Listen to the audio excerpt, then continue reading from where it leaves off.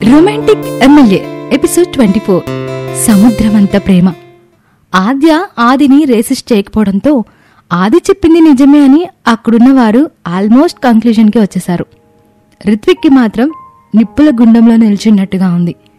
దివికి censor లేని lip లాక్ని కళ్ళెదుటే చూస్తున్న ఫీలింగ్ రావటంతో కళ్ళు మూసుకుంది. ఆది ముద్దు కంప్లీట్ చేసి ఆద్యని వదిలి ఏ ఆడది ఇష్టం లేని వాడితో ముద్దు పెట్టించుకోదు, ముఖ్యంగా నా ఆద్య. దానికిష్టం లేనివాడు దాని చిటికిన వేలు టచ్ చేయటం కూడా బేర్ చేయదు. అది నా భార్య. నా మీద ఇష్టం ఉందని, ప్రేమ ఉందని దానికి తెలియదు, అంతే. బలవంతంగా ముడిపడిన బంధాన్ని చూస్తుందే గాని ఆ బంధం ప్రేమతోనే బిగుసుకుందని అర్థం కాలేదు దానికి అని చెప్పి వెళ్ళిపోయాడు ఆది. ఆద్యకి ఆది మాటలకి ఏం రెస్పాండ్ అవ్వాలో అర్థం కాక రూంలోకి వెళ్ళిపోయింది. విశాలాక్షికి ఆద్య కూడా ఆదిని ప్రేమిస్తుంది అనిపించటంతో ఏమీ మాట్లాడకుండా మేనకోడలతో టైం స్పెండ్ చేయాలని డిసైడ్ అయ్యింది. ఇక వైష్ణవి విషయానికొస్తే తన ప్రేమని యాక్సెప్ట్ చేయటంతో వెంటనే ఆద్యకి ఫోన్ చేశాడు ప్రణవ్. ప్రణవ్ కాల్ లీవ్ చేసి చెప్పన్నయ్య అని అంది ఆద్య. నీకొక గుడ్ న్యూస్ సిస్టర్, వైష్ణవి నా లవ్ యాక్సెప్ట్ చేసింది అని యాహూ అని అన్నాడు ప్రణవ్. గుడ్ అన్నయ్య, కానీ దాని గురించి నువ్వెందుకు ఇంత హ్యాపీ ఫీల్ అవుతున్నావు అని అడిగింది ఆద్య. ప్రేమ ఇచ్చేటప్పుడు కంటే ప్రేమ పొందేటప్పుడు ఆ కిక్ వేరేగా ఉంటుంది సిస్టర్. మనల్ని ప్రాణంగా ప్రేమించే మనిషొకరు మన కోసం ఈ ప్రపంచంలో ఉండాలంటే లక్కుండాలి. వైష్ణవి ఓసారి ప్రేమలో ఓడిపోయింది, బట్ ఈసారి నేను తనని ఓడిపోనివ్వను అని చెప్పాడు ప్రణవ్. ఆద్య ఫస్ట్ టైం అన్ని ఆలోచనలు పక్కన పెట్టి ఆది ప్రేమని చూడ్డానికి ట్రై చేస్తుంది. ప్రణవ్ కాసేపు మాట్లాడి ఫోన్ పెట్టేశాక ఆద్య ఆది ఆలోచనలో పడిపోయింది. ఇక ఈవినింగ్ 8 o'clock డిన్నర్ చేస్తున్న టైంలో ఆద్య ఫోన్ రింగ్ అవుతూ వినిపించింది. ఆద్య ఫోన్ లిఫ్ట్ చేసి హలో అని అంది. Hi honey, how are you అని అవతల నుంచి ఒక జెంటిల్ వాయిస్ వినిపించింది. రాంగ్ నెంబర్ అని కాల్ కట్ చేసింది ఆద్య. మళ్లీ ఫోన్ రింగ్ అయింది. ఆద్య అసహనంగా కాల్ లిఫ్ట్ చేసి హలో అని అంది. వై బేబే కాల్ కట్ చేస్తున్నావు, నాతో మాట్లాడడం ఇష్టం లేదా అని అడిగాడు అవతలి పర్సన్.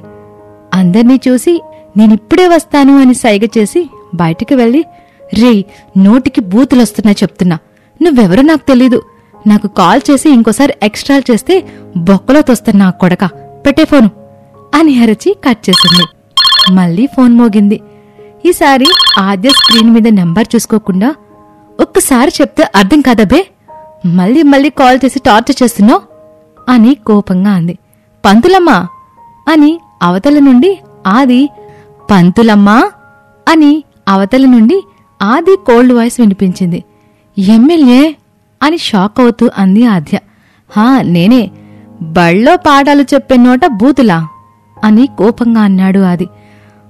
వీడికిలాగే కావాలే, వీడు కూడా నన్ను టార్చర్ చేస్తున్నాడుగా, అంటంలో తప్పేమి లేదు అని మనసులో అనుకుని అయ్యో మీరని తెలియక అని ఆద్య అంటుంటే అనుకోకుండా తిట్టేశాను అని అంటావు అంతేనా అని అన్నాడు ఆది. అవును అని అమాయకంగా యాక్ట్ చేస్తూ అంది ఆద్య. చేసిన యాక్టింగ్లు చాలుగాని ఫుడ్ పట్టుకొనిరా, నాకు ఆకలేస్తుంది అని అన్నాడు ఆది. ఆకలేస్తే ఇంటికొచ్చి అన్నం తినండి, నాకెందుకు కాల్ చేశారు అని అంది ఆద్య. ఆద్య అని అరిచాడు. ఏమైంది, మీ చుట్టుపక్కల ఎక్కడైనా బాంబు పడిందా అని అడిగింది ఆద్య. లేదు, ఇప్పుడు నువ్వు ఫుడ్ తీసుకురాకపోతే నీ మీద పడుద్ది అని అన్నాడు ఆది. ఎక్కడున్నారు అని అసహనంగా అడిగింది ఆద్య. బీచ్లో అని అన్నాడు. సరే ఫుడ్ ఆర్డర్ పెడతాను, వస్తుంది తీసుకోండి అని అంది ఆద్య. నువ్వు నా పెళ్ళానివి అండ్ నా పిఏవి అని మర్చిపోయావా అని అడిగాడు అతను. నేను దానికి ఒప్పుకోలేదుగా అని అంది ఆద్య. నీ ఇష్టంతో పనేముంది, నా అనుకున్నాక అంతా నాకు నచ్చినట్టుగా నేను కోరుకున్నట్టుగా జరుగుతుంది. మర్యాదగా 5 minutesలో ఫుడ్ పట్టుకొనిరా, లేదంటే అని అన్నాడు ఆది. లేదంటే అని అడిగింది ఆద్య. ఇందాక ఆపిన ముద్దు ఇంటికొచ్చాక కొనసాగుతుంది అని అన్నాడు ఆది. వద్దు నేనే వస్తా అని కంగారుగా అంది ఆద్య. మాటలతో టైం వేస్ట్ చేయకుండా వేగంగా రా అని అన్నాడు ఆది. ఫుడ్ పట్టుకుని హడావుడిగా పరుగు తీసింది ఆద్య. ఆద్య ఆయాసంగా వెళ్ళి ఇదిగో ఫుడ్ అని బాక్స్ చేతికి ఇవ్వకుండా నేల మీద పెట్టింది. ఆదిని చూస్తుంటే పిచ్చివాడిలా అనిపిస్తూ ఉన్నాడు. ఒక్కో క్షణం మెచ్యూర్డ్గా ఉంటాడు, ఒక్కో క్షణం రాక్షసుడిలా, ఒక్కో క్షణం మండు పట్టు పట్టిన పసిపిల్లాడిలా అనిపిస్తూ ఉంటే ఒక పట్టాన అర్థం కాడు ఈ మహానుభావుడు అని అనుకుని సరే నేను వెళ్తా అని అంది ఆద్య. ఎక్కడికెళ్తున్నావు? కూర్చో అన్నాడు ఆది. నేను వెళ్ళాలి అని పంతంగా అంది ఆద్య. ఆద్య చేపట్టుకొని ఫోర్స్గా తన మీదకి లాగాడు ఆది. ఆద్య వెళ్ళి ఆది ఒడిలో పడింది. ఆది ఆద్యని ఇసుకలోకి తోసేసి నేను నీకు ఎప్పటినుండి తెలుసు అని అడిగాడు. ఇదేం ప్రశ్న అని అనుకుని నేను చెప్పను అని కోపంగా లేచింది ఆద్య. నిన్ను నేను చెప్పమని రిక్వెస్ట్ చేయడం లేదు, ఆర్డర్ వేస్తున్నాను అన్నాడు ఆది. 3 నెలలుగా అని అంది ఆద్య. ఈ 3 నెలల్లో ఒక్కసారి కూడా నా ప్రేమ నీ మనసును చేరలేదా? నిజం చెప్పు అడిగాడు ఆది. ఏమో నాకు తెలీదు, నువ్వంటే నాకెప్పుడూ కోపమే.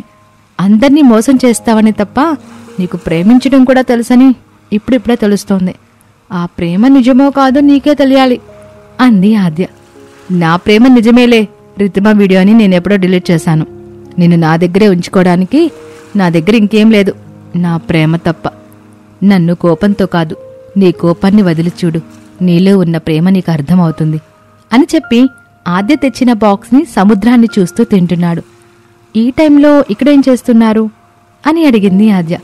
నా లవర్కి బాధ వస్తే ఇక్కడికే వస్తుంది, నాకు కూడా బాధగానే ఉంది, అందుకే ఇక్కడే ఉన్నా తన జ్ఞాపకాలతో తనతో అని అన్నాడు ఆది. నేనిక్కడికొస్తానని నీకెలా తెలుసు అడిగింది ఆద్య. ప్రేమించా కదా, నీ గురించి అన్నీ తెలుసుకున్నా, నీ గతంతో సహా.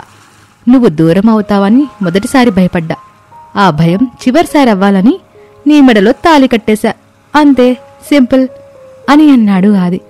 అంటే నీకు స్వీటీ గురించి కూడా అని అనుమానంగా అడిగింది ఆద్య. తెలుసు అన్నాడు ఆది. తన చావుకి కారణం అని అడిగింది ఆద్య.